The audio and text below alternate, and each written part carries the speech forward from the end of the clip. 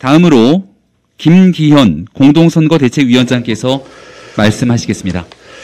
예, 본의 아니게 잠시 자리를 비워서 불편 끼쳐드린 점 죄송하게 생각하고 많이 도와주신 분들께 감사 말씀드립니다. 잠시 비운 시간에 원내 현안 관련해서 중요한 이슈들이 있었기 때문에 간략하게 몇 가지 언급을 드리도록 하겠습니다. 가짜 특검이 아니라 진짜 특검을 즉각 도입해야 합니다. 불과 열 하루 사이에 대장동 개발 사업 핵심적인 두 사람이 스스로 목숨을 끊었습니다.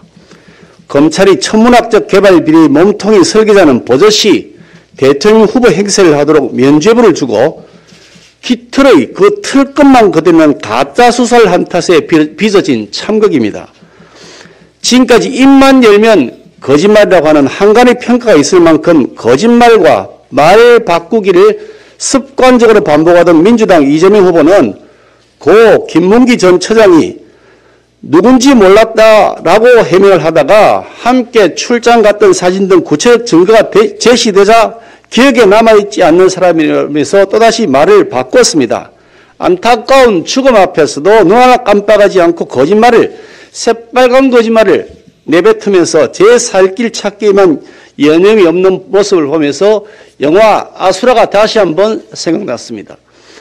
지금의 검찰 수사는 실체적 진실 규명은 고사하고 거꾸로 실체적 진실을 은폐하고 이재명 후보의 죄를 숨겨주는 가짜 수사쇼에 불과했다는 사실이 확연하게 드러나고 있습니다. 그래서 지금 당장 공정하고 객관적인 특별검사를 세워서 진짜 수사를 해야 합니다. 그런데도 민주당은 그동안 여야 원내대표 회동을 계속해서 회피하다가 특검법의 법사위 상정마저도 필사적으로 막아내어 왔습니다. 민주당 이재명 후보는 김 전 처장 사망 다음 날 특검법 발의를 이미 요청했다고 말은 했지만 정작 민주당 지도부는 특검법이 아니라 기존 상설특검 하자면서 이중 플레이로 국민을 계속 기만하고 있습니다. 상설특검은 사실상 민주당과 이재명 후보가 지명하는 사람이 특검이 되도록 하는 제도이기 때문에 이것은 가짜 특검입니다. 제2의 공수처가 될 것입니다. 이재명 후보는 오늘이라도 당장 민주당 지도부에게 진짜 특검을 수행하도록 지시해야 할 것이고 만약 그러지 않으면 결국 이재명 후보가 민주당과 짜고 이중 플레이하면서 거짓말하고 있는 그 사실을 시인하는 결과와 다름 아닐 것입니다. 공수처의 불법 사찰에 대한 말씀을 드리겠습니다. 공수처가 언론에 대한 대대적인 불법 사찰도 모자라서 제1야당 원내대표인 저를 포함해서 야당 의원 24일 기준으로 해서 26명에 대한 무차별적 통신 자료를 조회한 사실이 드러났습니다. 명백한 불법 사찰입니다. 청와대 하명으로 집권 여당이 불법과 폭력을 동원해서 공수처법을 통과시키고 공수처장에 친정권 인사를 앉혔던 목적이 정권에 대한 비판적인 언론인과 야당 의원들을 감시하고 탄압하는 데 있었음이 확실하게 증명되고 있는 것입니다. 공수처는 명백한 불법을 저지르고도 과거의 수사 관행 운운하면서 헛소리하기만 급급하고 있습니다. 이제 와서 보여주기식 셀프 점검한다고 그렇다고 해서 불법 사찰이 적법으로 탈바할 수는 없는 일입니다. 공수처는 이미 존재 이유를 상실했습니다. 출범 1년간 인지수사는 단 한 건도 없고 입건한 사건 24건 가운데 제1야당 대선 후보 관련이 무려 4건입니다. 그야말로 야당 수사처 정권 보이처입니다. 문재인 정권은 불법 사찰 DNA가 없다고 큰소리치며 거짓말했습니다. 새빨간 거짓말이었습니다. 문재인 대통령은 공수처 불법 사찰에 대해서 국민 앞에 사죄해야 될 것이고 관련자에 대한 책임 있는 수사와 조치를 해야 요구를 해야 마땅합니다. 김진욱 공수처장 즉각 사퇴할 것을 다시 한번 강력히 촉구합니다. 우리 국민의힘은 끝까지 공수처의 불법 사찰에 대한 법적 책임과 정치적 책임을 물어나갈 것입니다. 마지막 하나 말씀드리겠습니다. 청와대 중앙선관위와 관련된 개입입니다. 청와대가 중앙선관위 상임위원에게 결재권을 부여하는 등 대통령 추천 몫인 상임위원회 권한을 대폭 확대하는 방안을 추진 중이라는 언론 보도가 있었습니다. 정권이 노골적으로 선거에 개입하겠다는 대국민 선전포고입니다. 그러자라도 문재인 캠프 출신의 조혜주 상임위원의 노골적인 여당 편들기에 중앙선관위는 문관이라고 하는 국민 비판을 받아왔습니다. 더구나 여당의 삼선 현역 의원인 박범계 법무부 장관, 진성 친문 출신인 전해철 행안부 장관이 버티고 있는데 과연 어떤 선거 관리가 공정하게 될 것인지 많은 국민들이 의문을 가지고 있습니다. 이런 데다가 더해서 청와대 입김으로 선관위 직원들에 대한 인사권과 예산 집행 배정권까지 가지고 있는 그런 사람이 청와대 지명 인사가 상임위원이 되어서 결재권을 틀어지게 된다면 명백한 헌정농단이 될 것이고 청와대의 대선 개입이 명확하게 드러나는 것입니다. 청와대는 즉각 대선 개입 중단해야 합니다. 문재인 대통령은 이제라도 박범계 장관과 전해철 장관 교체하고 중립 내각 구성할 것을 촉구하며 중앙선관위 상임위원에게 결재권을 부여하는 제도는 결코 용납될 수 없는 것임을 다시 한번 천명합니다. 다음으로 공동선거대책위원장님들 중 공개적으로 말씀하실 분들께서는 손을 들어 표시해 주시기 바랍니다. 네, 조경태 위원장님. 네, 우리 당의 대통령 후보는 후보대로, 그리고 당대표는 당대표대로 아마 각자의 위치에서 열심히 최선을 다하고 있는 걸로 알고 있습니다.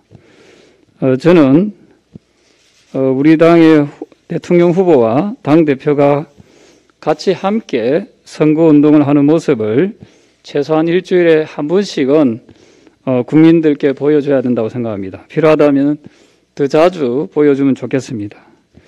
이렇게 대통령 후보와 당대표와 함께하는 모습이야말로 정권 교체를 바라는 국민들이 우리 당을 더욱더 신뢰하게 될 것이고, 또 우리 당의 대통령 후보를 믿고 지지할 수 있는 안정감이 확보될 수 있습니다. 선대위 실무자들도 이러한 부분을 유념하셔서 적극적으로 뒷받침할 수 있도록 노력해 주시길 바랍니다. 또한 더불어민주당 이재명 후보가 토론하자고 하는데, 저도 국회의원 선거를 하면서 여러 토론도 하고 했습니다만은 법정 토론에서 충분히 후보를 검증할 수 있는 시간적 여유가 있습니다. 그렇게 토론하자 하는 그 시간에 국민들을 위한 정책 공약이나 잘 개발해서 국민들을 잘 설득하길 바랍니다. 그리고 본인의 수하였던 대장동의 김문기 사업처장이 돌아가셨는데 거기에는 가볼 생각은 없고 야구장에 가서 야구 게임을 볼 시간은 있는지 저는 되묻고 싶습니다. 그것이 바로 이재명 표 또는 더불어민주당 표의 양심인지 묻고 싶습니다.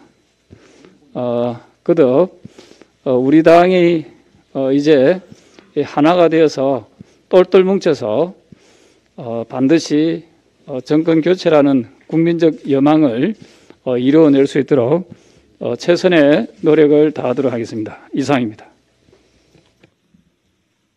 네, 스틸커바 디나 위원장님 말씀 부탁드립니다.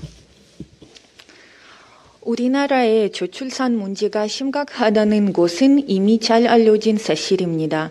거기에 코로나 영향이 더해져서 올해 처음으로 전 인구가 감소했다는 통계청 발표도 있었습니다. 이런 상황에서 젊은 부부들, 특히 소상공인이나 중소기업에서 일하는 부부의 출산을 미루어 왔던 부부들, 아이가 낳기를 힘들가지고 아이가 있는 부부들은 육아 문제가 심각합니다. 저출산, 인구 감소 해결하는 방법은 여러 가지가 있겠지만 저는 적극적으로 육아 지원을 필요하다고 생각합니다. 제 경험으로 봐도 아이가 갑자기 아픈 경우가 많습니다. 저희 아이는 한 달에 한 번은 아픈 것 같습니다. 최근에 코로나 문제로 어린이집이 쉬어놓은 경우도 종종 있었습니다. 그러한 돌발 상황에 발생했을 때 워킹맘 특히 힘듭니다. 육아 때문에 일을 그만두고 그래서 경제적으로 어려워져서 출산을 미루고 하는 악순환이 생깁니다. 중소기업의 워킹맘 고용 문제와 소상공인의 아이 돌봄 문제를 어떻게 해결할 수 있을지 고민해서 적극적으로 적극적으로 고민해서 젊은 부부들이 아이를 키울 만하다고 생각할 수 있는 정책을 최우선으로 마련해야 합니다. 감사합니다. 다음으로는 총괄 본부장님들 중 공개적으로 말씀하실 분들께서는 손을 들어주시기 바랍니다. 네, 권성동 본부장님 말씀 바랍니다. 공지사항 하나 알려드리겠습니다. 오늘 아침 최고위원회에서 우리 중앙선대위 공동선거대책위원장으로 개의대학교 김민전 교수를 임명하기로 그렇게 협의가 끝났습니다. 그래서 이 자리를 빌어서 중도 성향의 김민전 교수를 우리 선대위의 공동선거대책위원장으로 임명됐다는 말씀을 보고 말씀을 올립니다. 네, 이용호 선거대책위원장님 말씀 부탁드리겠습니다.